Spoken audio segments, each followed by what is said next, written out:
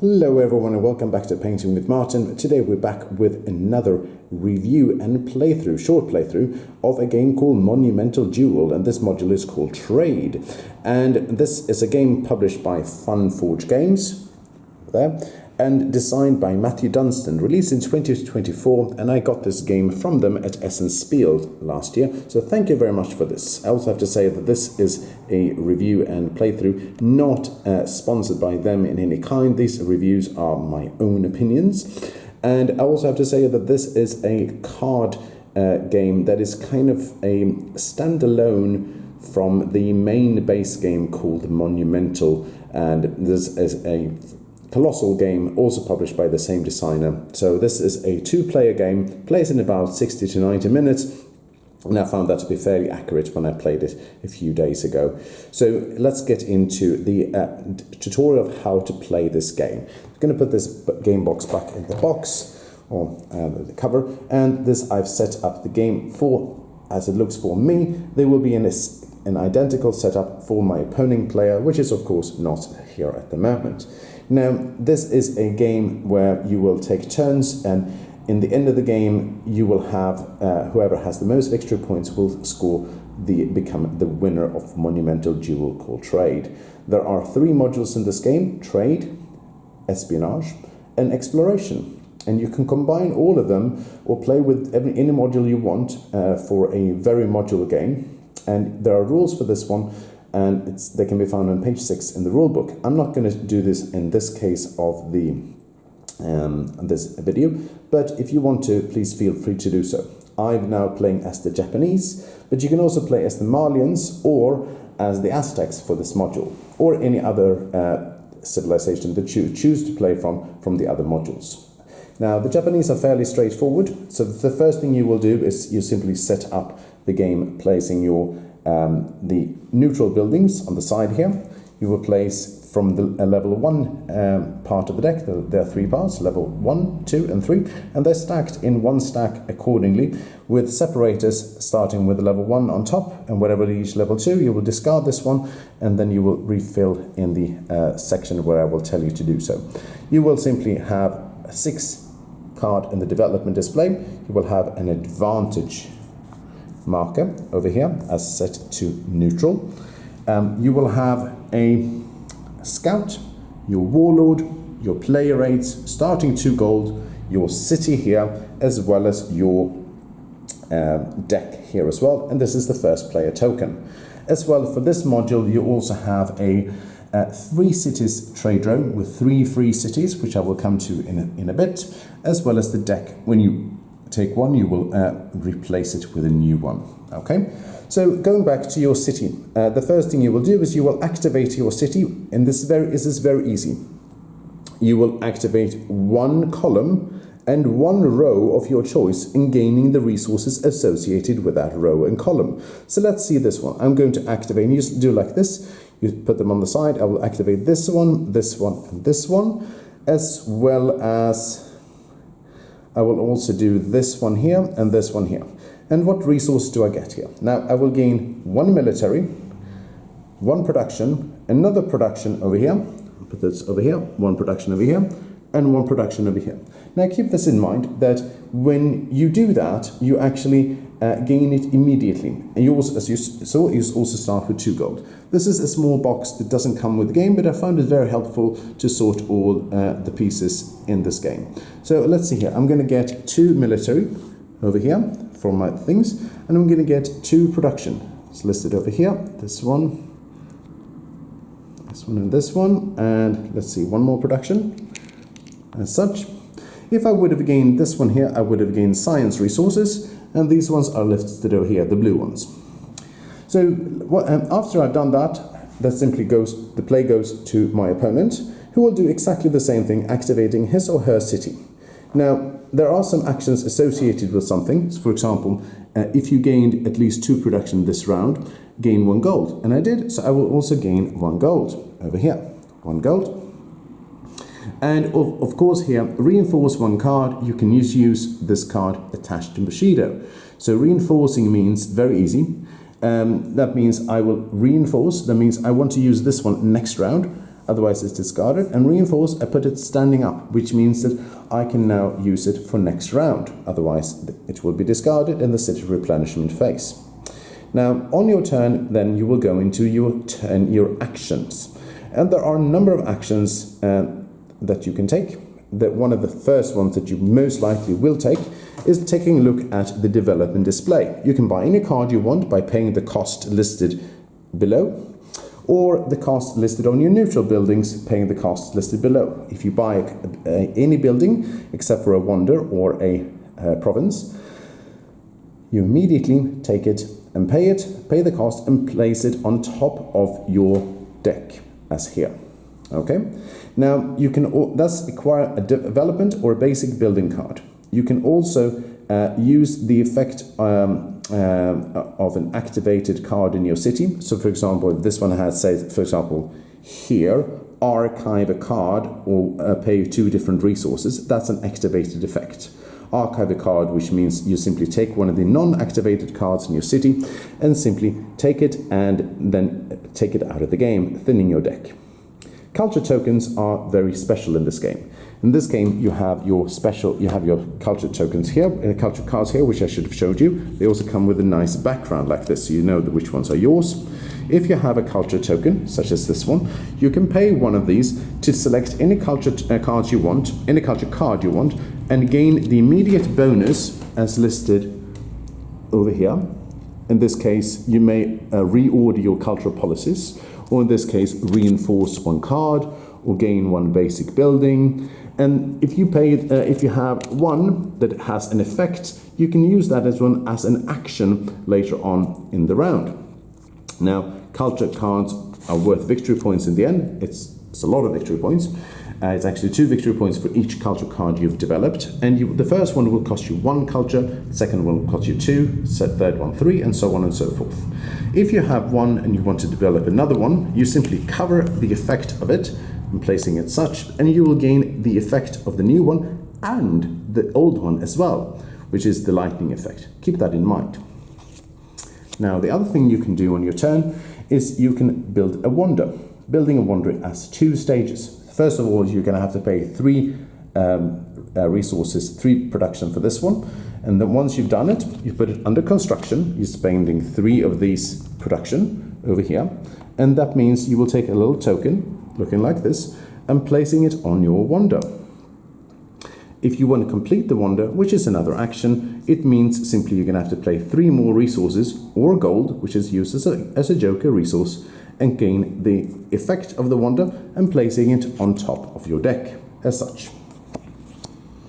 When built, for example, this one will give you 1 gold. And the other thing you can do is you can conquer a military province. Now, Japan has a very good ability. It means that you can pay 1 gold to gain 2 military. This military can only be used to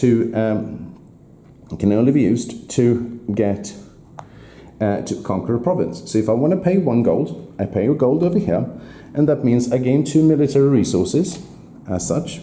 Put them back from the box. And as such, you will simply pay the military resources, gain 1 gold. If you have the advantage, gain 1 more gold. So why would you want the advantage?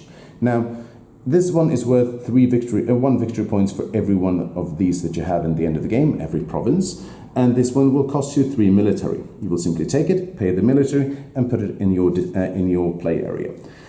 Provinces can be conquered again from your opponent or from you by paying the military cost. However, if you have a province such as this, next to your wonder here, you can protect your wonder by building a barricade. If you build a barricade paying the 2 production as an action, you simply slide it underneath your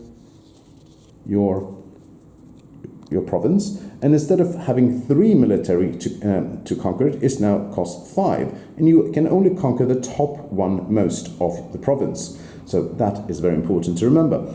This is also the first player token, just for you to know. So now the other thing you can do is you can make scientific progress. Scientific progress is very easy. You simply pay 2 science, as these sort of science tokens are listed over here, from your play area and draw the top card of your deck and use it, and then place it in your discard pile.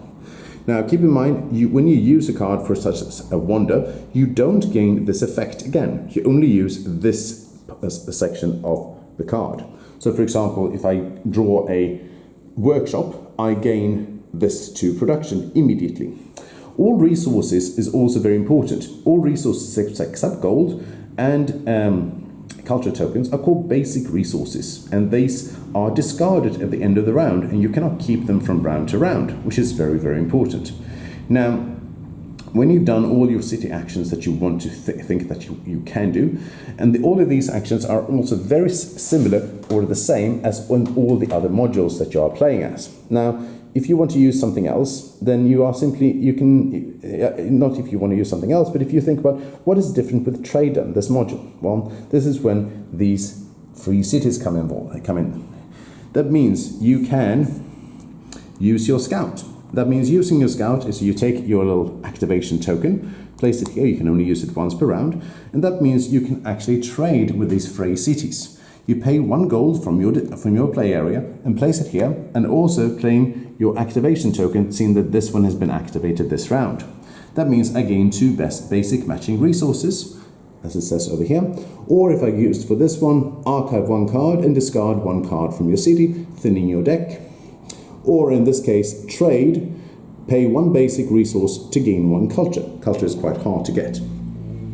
Now, quite important, if you have in any way summed up 4 gold here during the rounds, this one will be yours, and this one will be placed next to your play area down here. In this case, that means you can trade with it using the scout action, but instead of paying gold, you gain the effects of it for free. They're also worth victory points in the end of the game, actually 2 victory points, and that's actually really good. We forgot also one thing that you can do as an action, and it's called Take the Advantage. Take the Advantage means you take 2 basic matching resources, for example, in this case 2 military, place it on the card and slide it towards you. That means you will trigger then the effect usually of your warlord, which in this case Miyamoto Musashi. If you have the advantage, acquire a knowledge card for 2 fewer science. These are knowledge cards, and they're worth victory points in the end of the game. Now, they are also getting really nice bonuses, because as you can see here, you place another card on top of it, which means you technically get 2 for 1. So keep in mind, you can only use the warlord once per turn, so it simply means you take this activation token and place it on top of it. Now, your turn goes back and forth like this until everyone passes. And when you pass, the first thing you will do is you will simply replenish your city. You will take all of these cards that you activated this round, place it in your discard pile. Let's place it over here. You will also take this one here. This one, keep in mind, this one was reinforced, so it's not being discarded. Then what you do next is you are going to simply take a new card and refill it from left to right, top to bottom. Very important with order here. Left to right, top to bottom. And as such, means I have to put this one over here a little bit. And as such, like this. And you've done this one. If you ever have to replenish your city and you don't have cards in your discarded in your deck, you simply shuffle your discarded pile into your new draw deck and draw. Now keep in mind, if you ever have to draw cards during the game, such as by scientific progress, as in you spend 2 science resources as an action and draw the top card, and you can't draw a card, you do not draw. Also very important, whenever you need to refill your cards here, whenever there is a gap here, you do not refill them during the rounds or during the turns. That happens right now, and that means you do actually look at the development display and see if there are 3 or more cards left in the display. You simply slide them off out of the game and you replenish the display as such until you get 6 cards in the display. If there are 3 or fewer, you simply slide 3 of them to the right and refill as, as such. Now you have 5, and now there will be 6. Once you've done this, you're ready, almost ready to start the round, and the thing you will do next is simply you will take off 1 resource from the advantage, and after that, even if you still have the advantage, there will still be 1 resources left on the advantage, which means it will be a little bit easier for your opponent to take the advantage. You take off all the activated tokens, including on the cities, and then you're ready for the next round. And of course, player turns pass to the next player. Play continues like this until there are only 4 cards left in the development display. In that case, you will simply, my apologies, in this case you will simply play 1 final round and go to final scoring. Final scoring is very easy. You will not gain any resources, archived cards, or incomplete wonders, not worth any victory points. Gold is also not worth victory points. And you don't get resources in between rounds, as such as at the end of the round you do production. No, you don't. You only get production. You only get resources when you activate the city. In the end of the game, you will simply gain 2 victory points for each free city besides your city, each developed cultural policy, each wonder that is completed, and 1 victory point for knowledge card and 1 victory point for controlled province. You also gain dominance. It means if you have more than your opponents in these categories, except for the free cities. It means you will score you 3 victory points, and it will be if there are ties are friendly.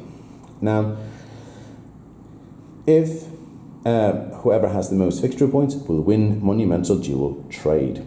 If there is still a tie, whoever has the advantage currently from the round will win. And if there's still a tie, whoever has the most gold, and if there's still a tie, whoever has the most culture tokens, and if there is still a tie, you've played really well. You probably need to buy yourself some coffee and play another game, because it is a shared victory. This is a quick run through of Monumental Duel by FunForge Games. What do I think about this game? Well, let's start with the positive. First of all, I really like the trade elements of this thing here. That means that you can go back and forth. Do I want this card? Do I want this card? Do I really want to compete with my opponent? Interaction is quite high. I like when you activate your cities and you know exactly which card you're going to get, at least for the next 2-3 rounds. I like the card art, really beautiful. I like the asymmetrical feelings of I'm playing one civilization against another. I also like that it is a fairly fast game compared to the regular Monumental game. What I don't like about this game, one more thing. Everything here on your turn action list is having a separated rules explanation with a page to the rulebook. Really good. I really wish more games companies would do this. Well done, FunForge. So, what I don't like. The game comes with 2 plastic bags for all the components. It doesn't work. You're going to have to put pretty much all of them in one and have to sort through them every single turn. I would have liked to have more plastic bags. It's not much task. Or a game box or simply a small insert. That would have been great. I also would have liked to see a score pad for the game, because if the score pad, now you simply have to take out a pen and paper or your calculator and simply do all the scoring, and not really that effective. I didn't like that. I don't like as well that sometimes I feel that it's very focused on military, because you need this all for the provinces here. And the provinces can be very, very powerful in certain bonuses. It's very hard to conquer them. I would have liked also that maybe gold could have been used as victory points in the end of the game. But these are small, very small arguments. In all, I like this game. I would probably rate it an 8, maybe an 8.5 out of 10. Good components, good game through, good play, and I enjoyed playing this game. if you enjoy playing this game and other games like this, and you just don't want to see me painting miniatures, please check out my other videos and subscribe to my channel. I really appreciate you watching this channel, this video. And if you want to take a look at what FunForge does, please see the link in the description box, and you can see what other games they publish and how you can get them. Anyways, thank you very much for watching this Monumental Duel trade module playthrough and short review.